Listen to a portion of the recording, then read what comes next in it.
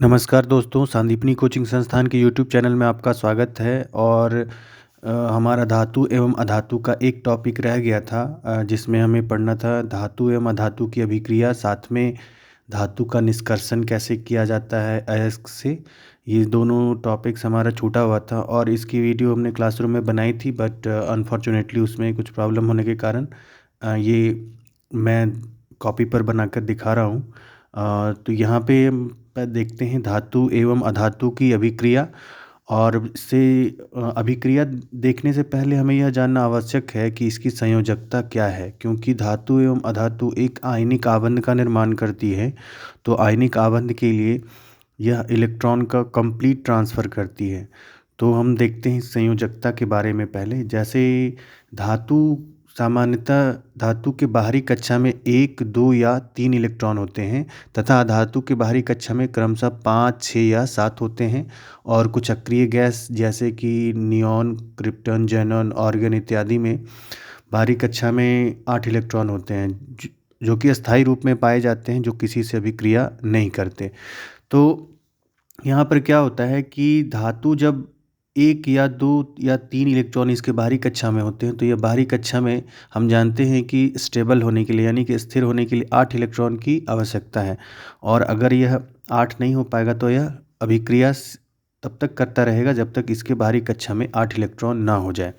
तो अब जैसे क्या है, देखते हैं धातु। धातु में एक हमारा 3 एग्जाम्पल लिया है हमने। जैसे सोडियम का परमाणु संख्या होता है 11, मैग्नीशियम का 12 और एल्युमिनियम का 13। तो अगर हम सोडियम का इलेक्ट्रॉनिक विन्यास करें तो यह आएगा 2, 8 और 1। अर्थात यह हुआ कि इसके बाहरी कक्षा में हमारा 1 इलेक्ट्रॉन हुआ। ठीक है। अगर कोई पूछ सकते हैं कि 2 और 8 क्यों? क्योंकि हम जानते हैं एक फार्मूला हमारा होता है, 9th क्लास का ही फार्मूला है ये, 2n², जिसमें n हमारा कक्षा की संख्या होती है। कक्षा, तो पहली कक्षा में 2 इंटू 1 स्क्वायर मीन्स 2, दूसरी कक्षा में 2 इंटू 2 स्क्वायर दैट मीन्स 8। तो इस तरह से आगे बढ़ता है। लेकिन किसी भी धातु, अधातु या तत्व को, किसी और अन्य तत्व को अगर स्टेबल होना है, स्थिर होना है, तो उसकी बाहरी कक्षा में 8 इलेक्ट्रॉन होना चाहिए। तो यहाँ पर हम देख सकते हैं कि सोडियम की बाहरी कक्षा में 1 इलेक्ट्रॉन है, तो इसे स्थिर होने के लिए यह 1 इलेक्ट्रॉन किसी दूसरे में ट्रांसफ़र करेगा जब भी यह किसी से भी अभिक्रिया करेगा। उसी प्रकार मैग्नीशियम भी 2 इलेक्ट्रॉन देना चाहेगा और इसी प्रकार एल्युमिनियम भी 3 देना चाहेगा। यहाँ Al3+ इसलिए हुआ क्योंकि हम जानते हैं कि जो परमाणु संख्या होती है वही हमारे प्रोटॉन की संख्या होती है, और प्रोटॉन की संख्या ही इलेक्ट्रॉन की संख्या भी होती है। तो अर्थात इसमें 11 इलेक्ट्रॉन और 11 प्रोटॉन हो गए। तो हम जानते हैं प्रोटॉन हमारा प्लस आयन मीन्स धन आयन होता है, इलेक्ट्रॉन हमारा ऋण आयन होता है। किंतु जब यह 1 इलेक्ट्रॉन दे देगा तो इसमें इलेक्ट्रॉन की संख्या 1 कम हो जाएगी और प्रोटॉन की संख्या 1 बढ़ जाएगी, जिसके कारण इसमें 1 प्रोटॉन अधिक हो जाने के कारण इसको हम प्लस से डिनोट करते हैं, क्योंकि यहाँ पर प्रोटॉन हमारा 1 अधिक है और वह 1 अधिक के कारण, और वह है धन आयन 1 अधिक हो गया, तो इसलिए Na1+। उसी तरह से मैग्नीशियम में जब यह 2 इलेक्ट्रॉन दे देगा तो इसमें 2 प्रोटॉन अधिक हो जाएंगे, इसलिए हम इसे लिखते हैं Mg2+। और Al जब 3 दे देगा तो इसके बाहरी कक्षा में 8 हो जाएंगे और 3 प्रोटॉन इसके एक्स्ट्रा हो जाएंगे, इसलिए हमने लिखा है इसको Al3+। अब कुछ अधातु का एग्जाम्पल लेते हैं हम। जैसे कि क्लोरीन है, क्लोरीन की परमाणु संख्या है 17, इसका विन्यास हो जाएगा 2, 8, 7। और ऑक्सीजन है हमारा, इसका विन्यास हो सकता है 2 और 6। तो जब यहाँ पर 6 है बाहरी कक्षा में, तो यह 8 करने के लिए 2 इलेक्ट्रॉन इसको चाहिए और क्लोरीन को 1 इलेक्ट्रॉन बाहर से चाहिए। तो ये 1 इलेक्ट्रॉन इसे किसी धातु या धातु से मिल सकता है जिसके बाहरी कक्षा में 1, 2 या 3 इलेक्ट्रॉन हो। इसी तरह से जैसा हमने यहाँ पर धन आयन के लिए किया था, जो कि धातु में धन आयन होता है, उसी तरह से धातु में हमारा ऋण आयन होता है। जैसे कि क्लोरीन में क्या है, जब 1 इलेक्ट्रॉन आ जाएगा तो अब इसमें इलेक्ट्रॉन की संख्या 18 हो जाएगी और प्रोटॉन की संख्या 17 ही रहेगी। 1 इलेक्ट्रॉन अधिक है मीन्स 1 ऋण आयन अधिक है, इसलिए हमने लिखा है Cl-। उसी प्रकार जब ऑक्सीजन में 2 इलेक्ट्रॉन आ जाएंगे तो इसमें 2 इलेक्ट्रॉन एक्स्ट्रा रहेंगे। तो 2 इलेक्ट्रॉन एक्स्ट्रा है मीन्स 2 ऋण आयन एक्स्ट्रा हो गए, इसलिए O2- इसे लिखा जाता है। ठीक है। और यहाँ पे हमने वही लिखा है कि Na का इलेक्ट्रॉन की संख्या 11 माइनस 1 10 है। इसी प्रकार हम इसे भी लिख सकते हैं, इलेक्ट्रॉन की संख्या 6 + 2 8 हो जाएगी। ठीक है, तो अब हम देखते हैं अभिक्रिया कैसे होती है। तो जब सोडियम एक धातु है और क्लोरीन एक धातु है, सोडियम की बाहरी कक्षा में 1 इलेक्ट्रॉन और क्लोरीन की बाहरी कक्षा में 7 इलेक्ट्रॉन। इससे अष्टक पूरा करने के लिए 1 इलेक्ट्रॉन की आवश्यकता है और इसे अष्टक पूरा करने के लिए 1 इलेक्ट्रॉन देने की आवश्यकता है, या किसी और को डोनेट करेगा। तो यह जब इसे दे देगा तो इसका अष्टक भी पूरा हो गया और साथ में इसका अष्टक भी पूरा हो गया। और इसका अष्टक पूरा करने के लिए एक ही सोडियम की आवश्यकता हुई और इसका अष्टक पूरा करने के लिए क्लोरीन का एक ही सोडियम की आवश्यकता हुई, तथा सोडियम का अष्टक पूरा होने के लिए 1 इलेक्ट्रॉन ही दिया इसने, एक ही सोडियम आया, तो इसलिए हमने लिखा है NaCl, जो हमारा साधारण नमक होता है उसका यही फॉर्मूला होता है। तो यह 1 इलेक्ट्रॉन दे देता है, तो इस तरह का जो आबंध बनता है अभिक्रिया के बाद, तो उसे हम कहते हैं आयनिक आबंध, जिससे हम यह निष्कर्ष निकाल सकते हैं कि धातु एवं अधातु के अभिक्रिया में आयनिक आबंध का निर्माण होता है। एक शॉर्ट भी है हमारा, जैसे सोडियम की संयोजकता 1 हो गई, क्लोरीन की संयोजकता भी 1, तो ये क्रॉस कर दिए तो NaCl, तो 1 1 नहीं लिख के सीधा NaCl लिखा जाता है। ठीक है, संयोजकता हम जानते हैं कि किसी भी तत्व के अष्टक को पूरा करने में जो इलेक्ट्रॉन की संख्या की आवश्यकता होती है वही उसका यह हो जाता है, संयोजकता हो जाता है। ठीक है, इंग्लिश में जिसे वैलेंसी कहते हैं।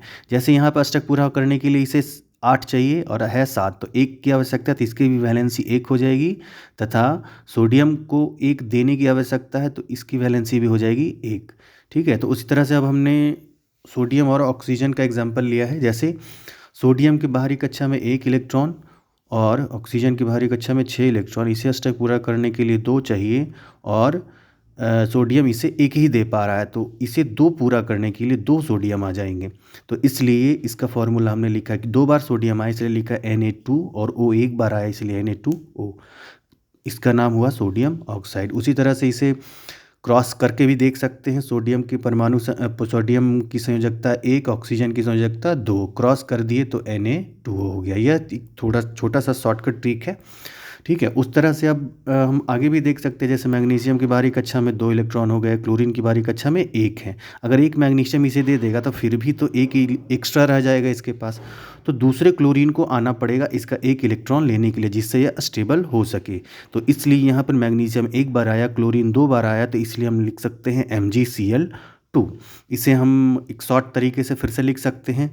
मैग्नीशियम की संयोजकता है 2, क्लोरीन की संयोजकता 1, क्रॉस कर दिए तो MgCl2 हो गया हमारा। उसी प्रकार MgO भी है।